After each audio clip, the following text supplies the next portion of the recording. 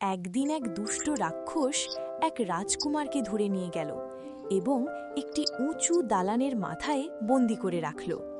সাহায্যের আশায় প্রতিদিন রাজকুমার বাঁচাও বাঁচাও বলে চিৎকার করত, কিন্তু কেউ সাহায্যের জন্য এগিয়ে আসত না।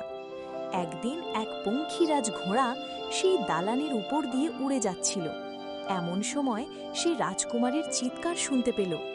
পঙ্খিরাজ ঘোড়া রাজকুমারীকে উড়েনকে দেখে রাজকুমার ভয় পেল। পঙ্খিরাজ ঘোড়া রাজকুমারকে বলল, ভয় নেই রাজকুমার, আমি আপনার কোনো ক্ষতি করব না। আমি আপনাকে সাহায্য করতে এসেছি। রাজকুমার সাহায্যের জন্য হাত বাড়াল।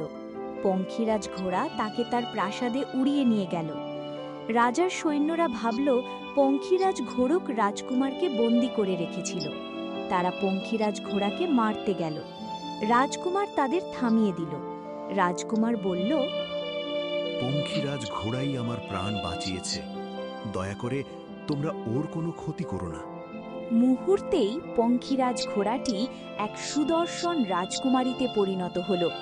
রাজকুমার রাজকুমারীকে বিয়ে করে তাকে নিজের রাজ্যে নিয়ে গেল। তারা একসাথে সুখে শান্তিতে বসবাস করতে লাগল। শিক্ষা: একে অপরকে সাহায্য করলে জীবন সহজ হয়।